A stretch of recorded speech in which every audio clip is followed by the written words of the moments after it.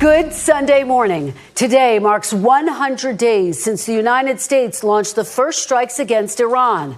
Midterm pressures are growing, with no clear end to the war in sight.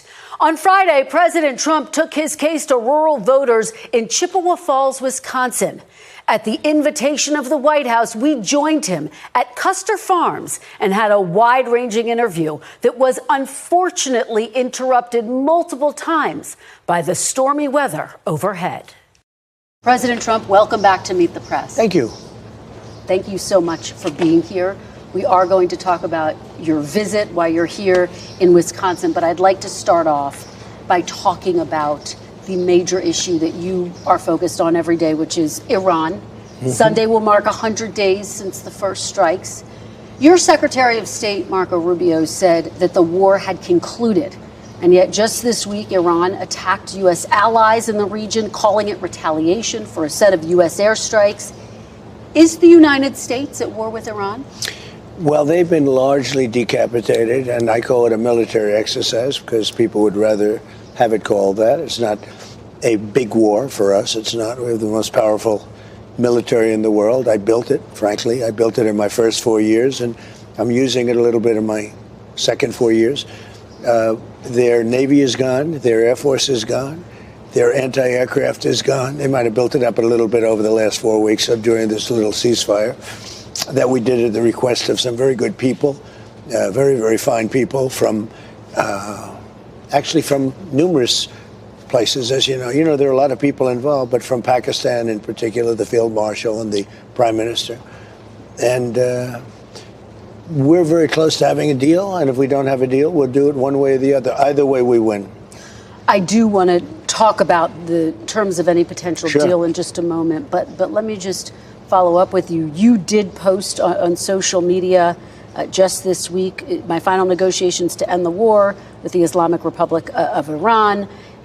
There is a naval blockade in place, which technically is an act of war under international law. So is this a war as long as there's a naval blockade in place? Well, we have a blockade. It's been extremely effective. And the reason we have it is they try to blockade, and now we blockaded them.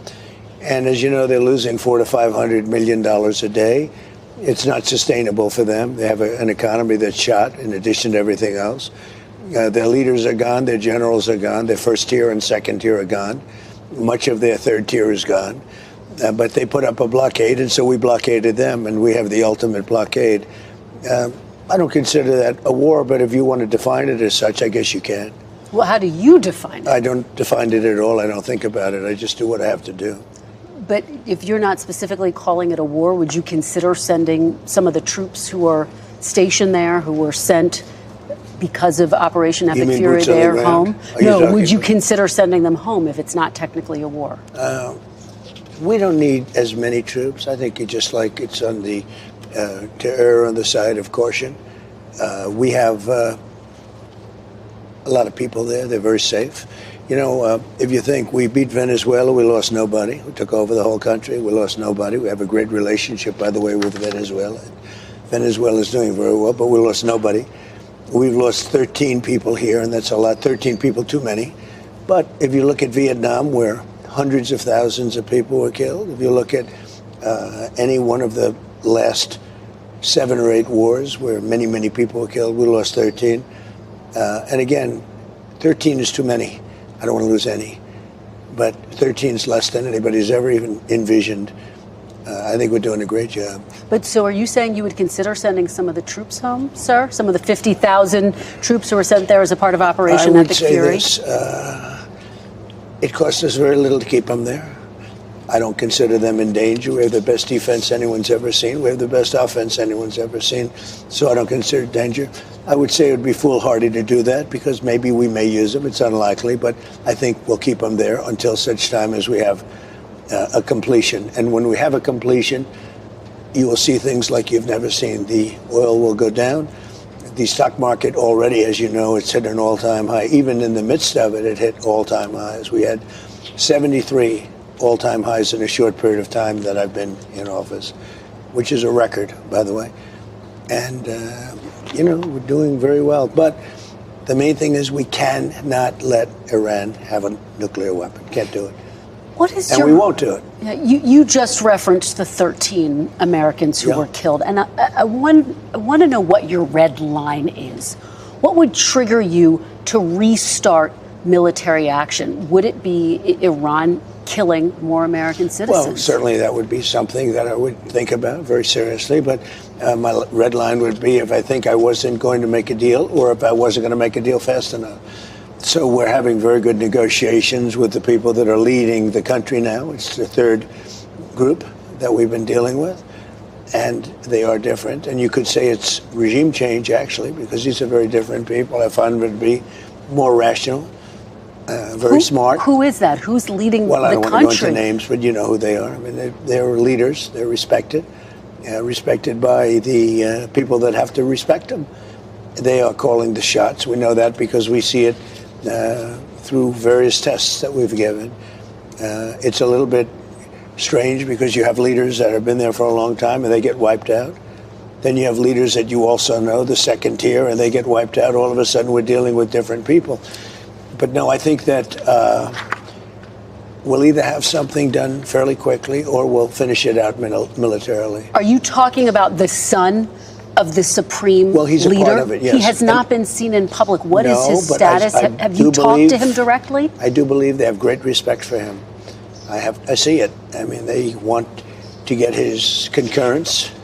They've said to me, they've said to others that they're looking for approval, and he is part of the approval process, absolutely. Have you spoken to him directly? You said you want to meet with him. No, I have not. I would if he'd like to, but I have not spoken to him directly. Do you know where he is? I will tell you, they do. How he is? Yeah. They do pay homage to him. I would tell you if they didn't. They seem to, based on what I see, they seem to respect him a great deal. Do you know where he is? Do you know how he is doing physically? I don't want to say whether or not I know where he is, but there's a good probability that I do. Is he inside Iran? I'd rather not say that. Okay, he is the son of the last supreme leader, who was obviously a hardliner. Is this younger Khomeini any better for the United States than his father was? Younger, I think more rational, injured. He's pretty badly injured. So there's a certain bravery there. A lot of people, if they were injured that badly, they wouldn't be talking about, how are we doing with the United States? They'd have other things on their mind. So there's a certain bravery there. But he is very seriously injured, yeah. What is the status of talks exactly in this moment? How close are you to making a deal? Are we talking about days, weeks, months, Mr. President? I think we're very close. We have a couple of points. They don't even seem like big points. They've conceded the fact that they will not have nuclear weapons.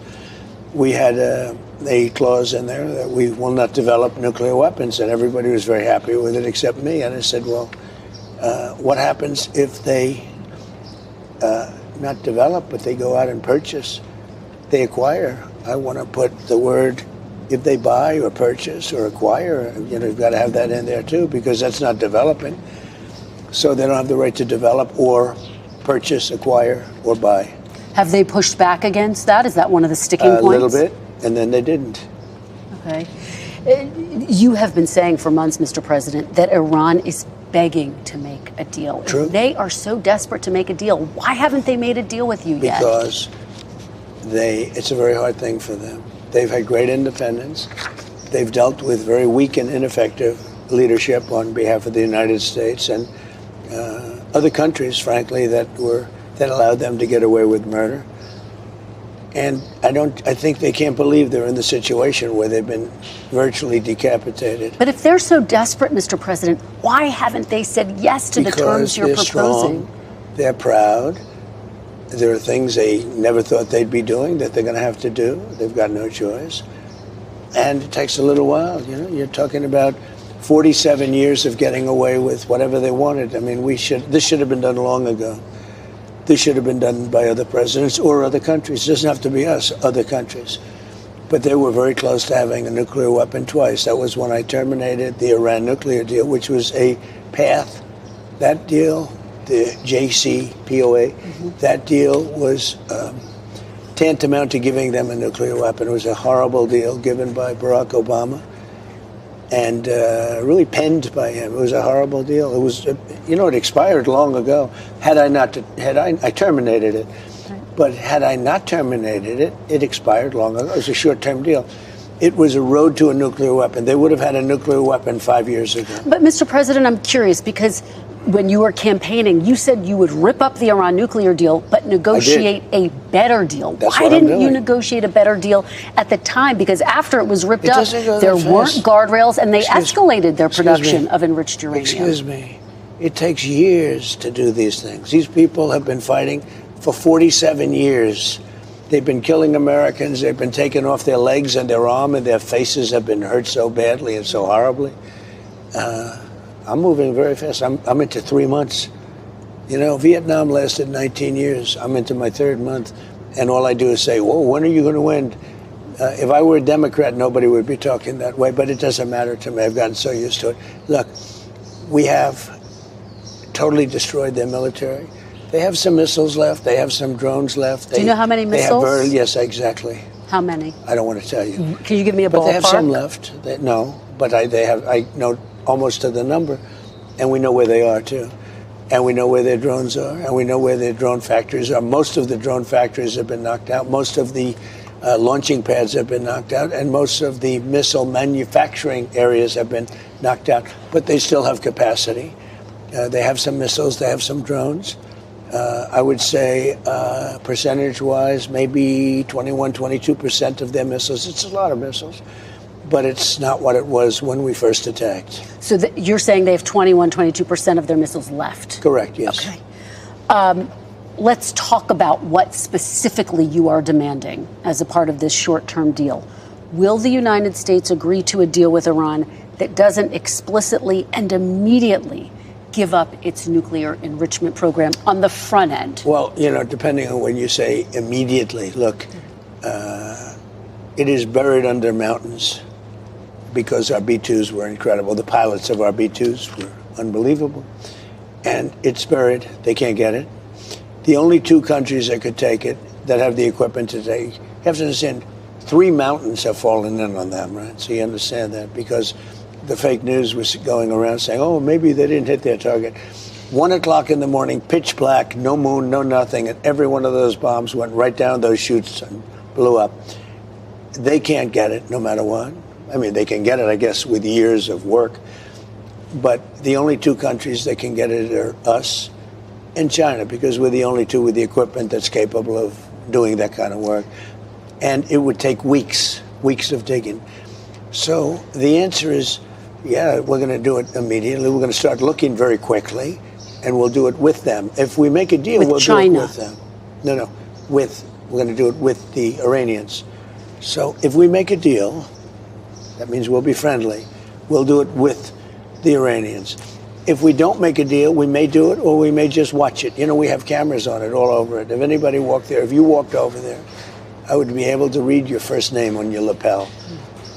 And these are cameras up in space. It's pretty amazing technology. Space Force. We have cameras all over the site.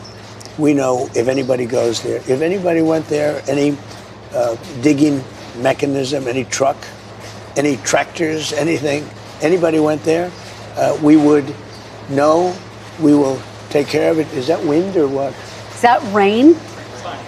What is that? Rain. This would be the first of multiple interruptions due to the weather. Rain hitting the metal roof, making it difficult for both of us to hear each other. So as we're having this conversation, we can hear a little bit of rain. No, a lot of rain. A lot of rain. Let me try to get a clear understanding of how the United States would get the nuclear material out. You've called it nuclear dust. Yeah. Will you and would you be open to sending in U.S. forces to retrieve the nuclear stockpile? So the official name is highly enriched uranium. And I call it nuclear dust because it seemed to be nice and everyone understands it better and it's sort of cute and people picked it up.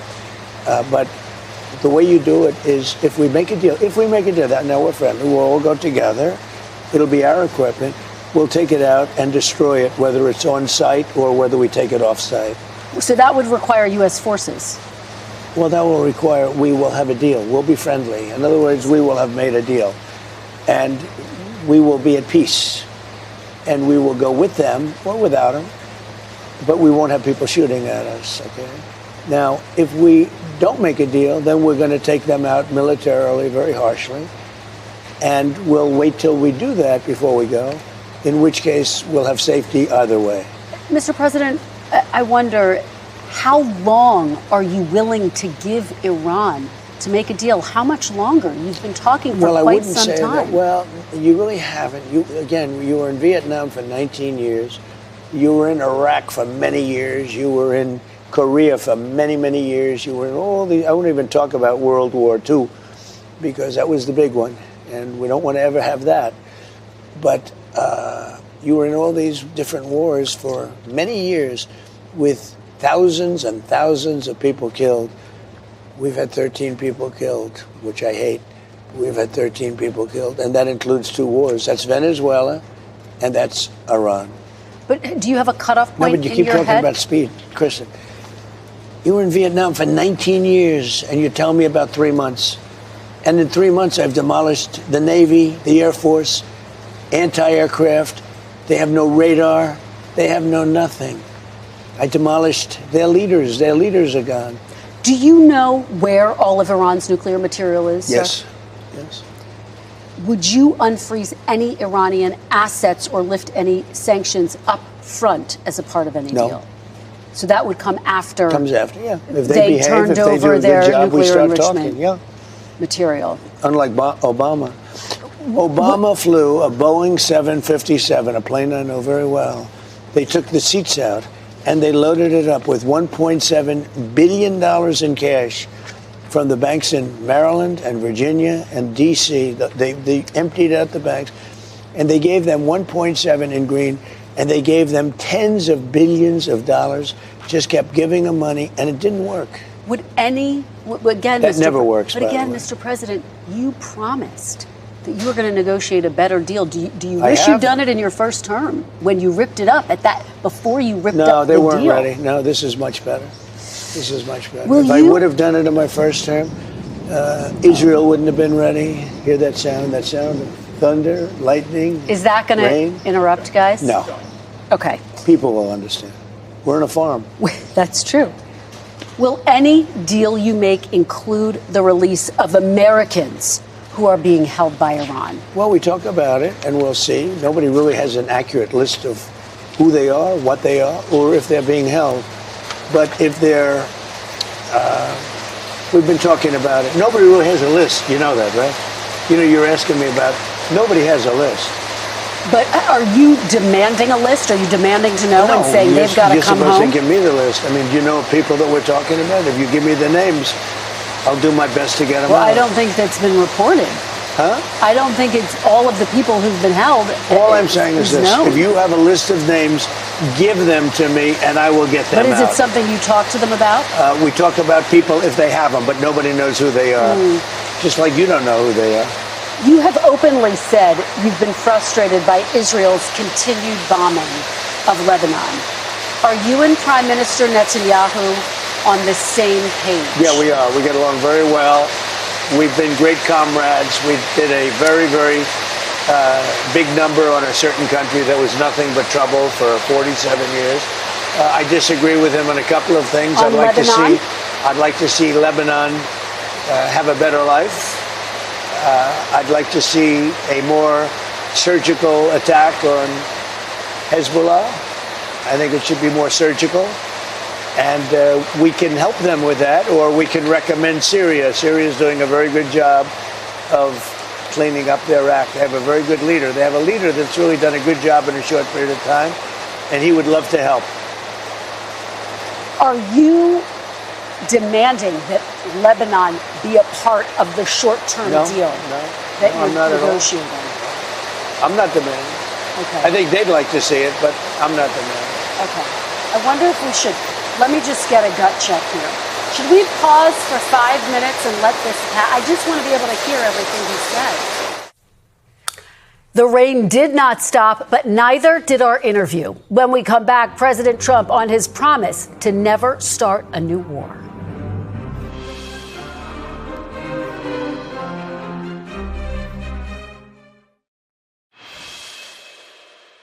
I'd like to talk big picture now, Mr. President.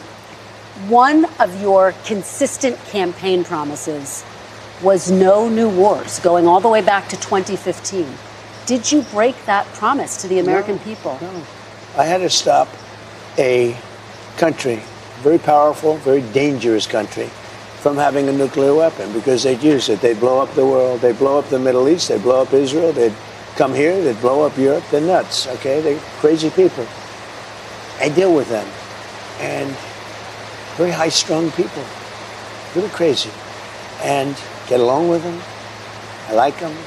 But you don't want to let them have a nuclear weapon.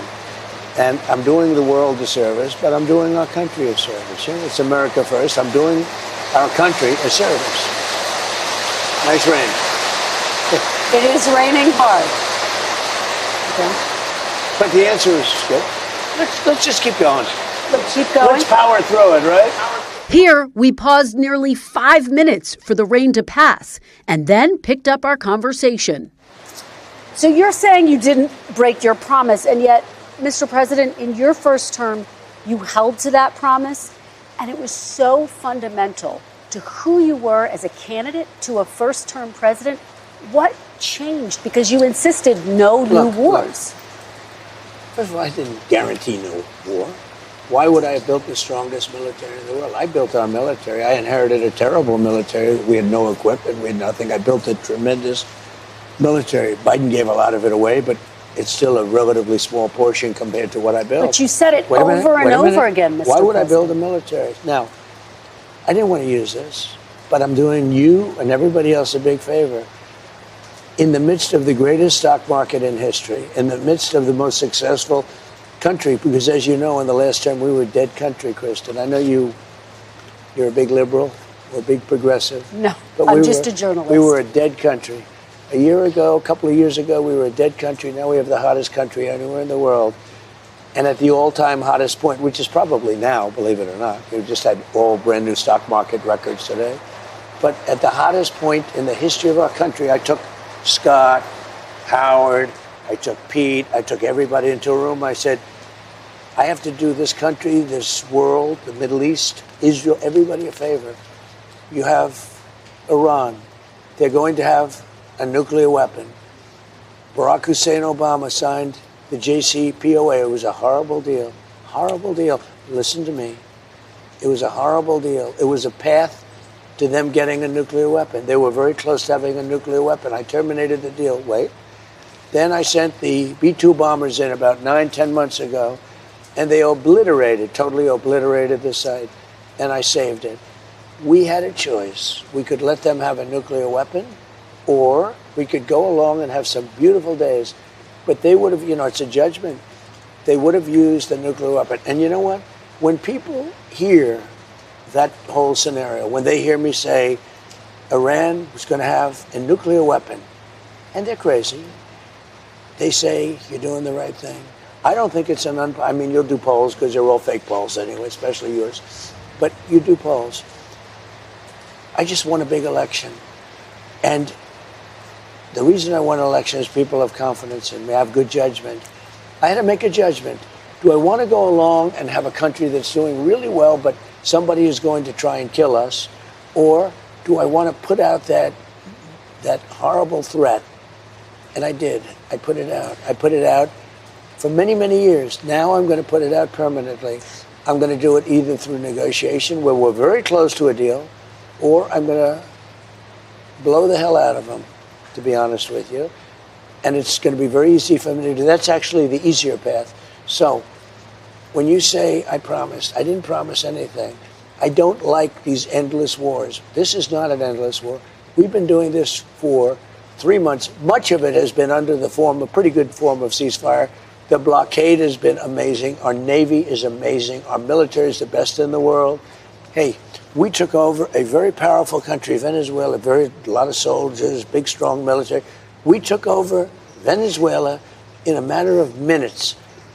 We destroyed the capability of Iran in a matter of days. Nobody's ever seen anything like it. Now I'm going to finish it. But remember, you were in Vietnam 19 years because stupid people. You were in so many different countries. Every war you were in for years. Look at Iraq. Look what you were. You were there for years. Yeah. We're there for, listen, Kirsten, we're there for a few months, and the threat is largely over. Soon it will be over. But you cannot let Iran have a nuclear weapon, or they will blow you up. There will be no, Kristen, there will be no NBC, there will be no Meet the Press. You will end the Meet the Press string. Let me ask you, though, during your 2016 campaign, you called the Middle East a quagmire. What makes you so sure this won't become a quagmire? We're not going to be there. You're convinced this won't become a quagmire? It's not a quagmire. I just wiped out the military of a very dangerous country, and I wiped out the nuclear threat. Let me tell you, if we left tomorrow, if we just said, all right, let's get out, it'll take them 15 or 20 years to rebuild back. But I'm not going to give them even that chance. I'm not going to give them that chance. They cannot have a nuclear weapon. And if there was even a 1% chance that they'd have it, I wouldn't leave. We're almost finished. We're going to either have a deal, a strong deal, a meaningful deal, not like the Obama thing. Obama was a path to a nuclear weapon. Mine is the exact opposite. And mine is a wall. It's a wall, just like I built 1,000 miles of wall on our southern border. And by the way, I took the worst border in history and I made it the best border in history in a matter of weeks. And yet, Mr. President, Iran was the closest to developing weapons-grade uranium after you ripped up the nuclear deal because there were no guardrails in place. They were developing it during the nuclear deal. Right. You don't know that? Iran, when Obama signed that stupid deal where he paid them billions and billions of dollars, he thought he could bribe them. Listen to me. They were developing a nuclear weapon. That's how they got there. They got all of this uranium during Obama. You know that, don't you? Well, that's how they got there. Don't say this. They got there. They developed it during the Barack Hussein Obama, during his administration. And they've escalated their development after the deal was wrapped up. But let's talk about the economy. I want to talk about the economy. If I didn't go in there with the B-2 bombers, they would right now have a nuclear weapon. And it could be that half of the world would be eradicated. Let me ask you about the economy. You got a strong jobs report today that beat expectations. Not strong. Really strong. Beat expectations. By how much? Triple. 172,000 jobs created. And yet, gas is up, diesel is up. It's all coming down as soon as the war's over. Well, 70% of farmers say they can't afford fertilizer. What's your message? The farmers are doing very well. Let me ask you, what is your message to farmers, many who support you, but who say they're struggling? Who say they're struggling? Because there's nobody been better to farmers. You know, I gave farmers last term $28 billion because China took advantage and other people. And you know who paid for it? China. Last term. You know, I had a great first term. I had the greatest economy ever. And you know what? This one's blowing it away. What's your message to farmers, though, Mr. President, who say they are struggling, they're struggling to make ends meet? Are you ready? Are you ready? Am I allowed to talk? You keep asking questions and you don't listen to the answers. I love the farmers, and the farmers love me, and the farmers trust me. In the first term, I had something very similar. China and others were, and Canada, which was brutal, they were taking advantage of our farmers. They don't take advantage of it anymore. I gave them $28 billion split up. They never had a payday like that. And the farmers loved me, and they came back and they voted for me in record numbers. You know that. Nobody's ever even come close. Now, because of the fact that we had a choice, I had a choice to make. I could keep it going. The farmers were doing great. Fertilizer was very cheap. Everything was cheap. Gasoline was very low. Everything was very low. I could have kept it that way, but I said I have to take a little bit of a turn. The farmer's going to understand it better than anybody. We're going to have higher gasoline. We're going to have a little higher fertilizer, et cetera, et cetera. But I'm going to get rid of a nuclear weapon in the hands of very dangerous people. Excuse me, wait. It should have been done for 47 years. No president had the guts to do it. I did it, and I've done it. It's almost complete. As soon as that's complete, gasoline prices are going to drop like a rock. You know, I was in Iowa speaking about farms, and it was before we attacked Iran. And I was in Iowa, and the prices were $1.85 a gallon, $1.91 a gallon. What? This time, it wasn't the rain, but an audio issue that forced us to pause the interview again. Are gas prices going higher, or have they peaked? They're going to come low, very low. They're going to go lower than they were before. Have they peaked? As soon Well, it depends. I mean, it depends where the war goes. It could be I'll have to give them a shot, and it could be we'll sign an agreement. If we sign an agreement, they'll go down now. Otherwise, they'll go down after we're finished. You have a new Fed chair, Kevin Warsh. Yeah. His first meeting in the role is later this month. After this month's jobs report, economists now say it's possible the Fed may have to raise rates. Do you think that's possible? And what would your reaction be, sir? So I'm of a different feeling. I think Kevin's fantastic, and I want him to do whatever he wants. I don't want to have a big influence on him. But we had a great report. We're doing great. And it's unfair that whenever you do great, they want to raise interest rates. It should be the opposite way. You know, if you go back 15 or 20 years, when you had good reports, the market went up. Nowadays, when you have good reports, the market goes down because they think they're going to raise interest rates. There's no reason to raise interest rates. The country becomes great. We built the country by doing great and having rates low. What they do is when they raise interest rates, they try and kill success. I don't want to kill success. We should actually lower interest rates. Now, if inflation comes, and you know, people live with inflation, but if inflation comes, what happens is you stamp it out. But success can kill inflation, just like higher interest rates. What they do now is, like, we had great job numbers. You agree, right? They beat expectations. Not expectations, like 3 times. Okay, but you ready? What do? They say, oh, let's raise interest rates. It's the wrong thing to do. I would like to see rates get lower because we could build this into the greatest machine that the world has ever seen. But you can't do that when everybody immediately raises interest rates. So we had great job numbers. We're doing great. You know, we're building more factories. We have more money coming into our country right now from other countries and people than ever before. Wait a minute. What happens? I don't want to just kill it with high interest rates. Growth is the greatest thing you can have, and growth does not cause inflation. Would you be upset if they raised rates? What is your message to them about that? Living with Kevin, I have a lot of respect for him, but my feeling is that when a country is doing well, they shouldn't be penalized by immediately raising interest rates. They should actually be incentivized. You know, we have debt, we have other things, we have things we want to take care of. I want to go bigger on the military, I really do. If we do what I'm saying, this will be a beautiful, well-oiled machine like you've never seen before. And when we come back, President Trump defends his controversial plan that could give payouts to January 6th rioters. This $1.8 billion so-called anti-weaponization fund, it was going to compensate people who say the federal government weaponized the legal system against them.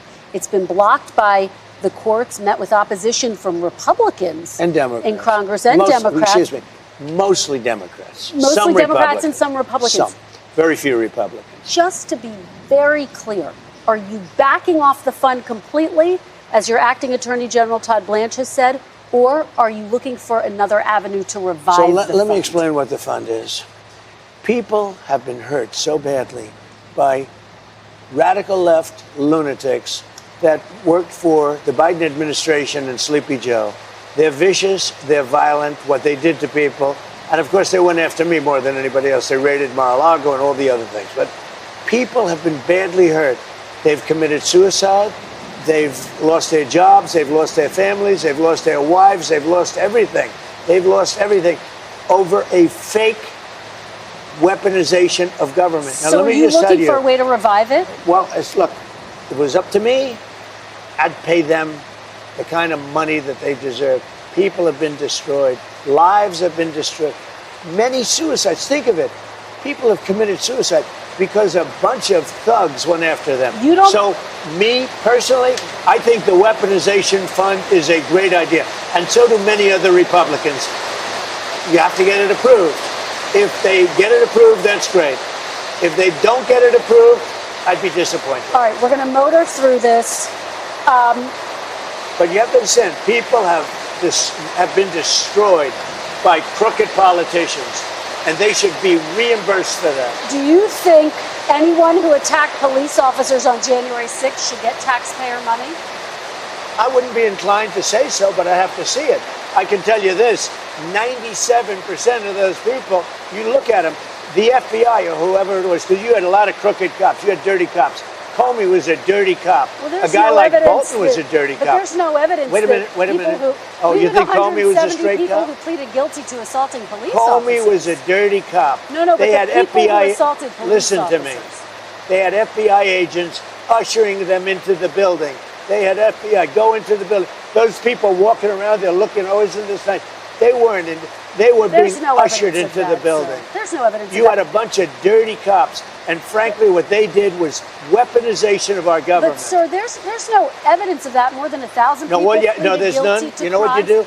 Try looking at the tapes one time. Would you take it off the table? Look at the tapes one time. But 172 people did plead guilty to assaulting police officers. You know why they pled guilty? Should they be exempt? Because they told they were going to jail funds? for 15 years if they didn't. Should they? They pled guilty because they were frightened. They went down. They were ushered into a building. Many of them were arrested without even going into the building. You'd be okay with them receiving taxpayer dollars? The people were destroyed by dirty cops and by weaponization. Many of those people should be compensated. Now, with that being said, as I understand it, the weaponization fund was going to set up a group of people, people that could be picked by anybody, fair people, smart people, and they will go on an individual case basis. Okay. Now, I don't know what's going to happen with the weaponization fund.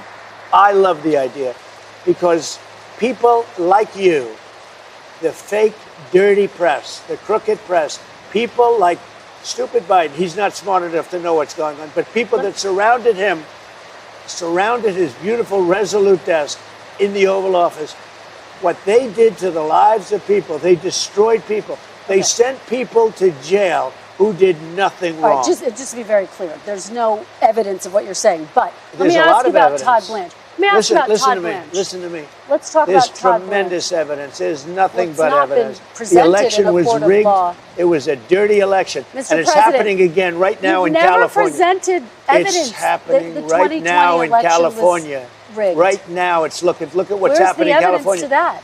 It's The 4 Republicans days. are doing well in California.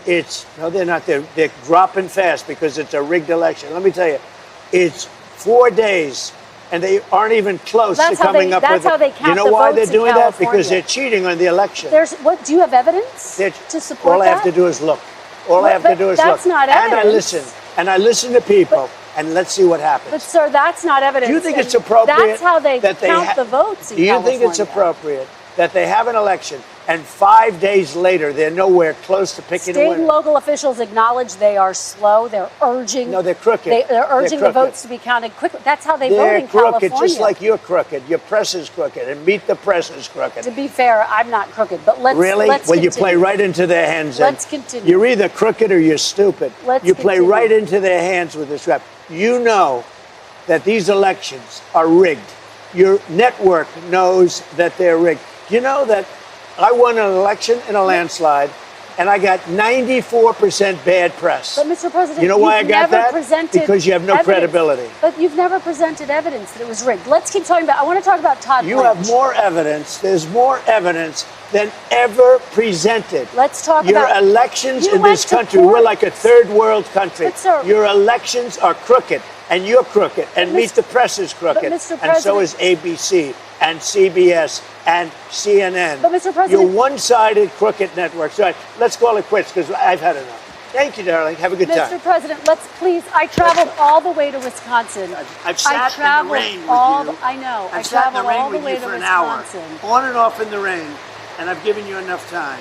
You ought to straighten out your press because you know what? Mr. A country can never be great with a dishonest press. Listen, we traveled all the way to Wisconsin for this interview.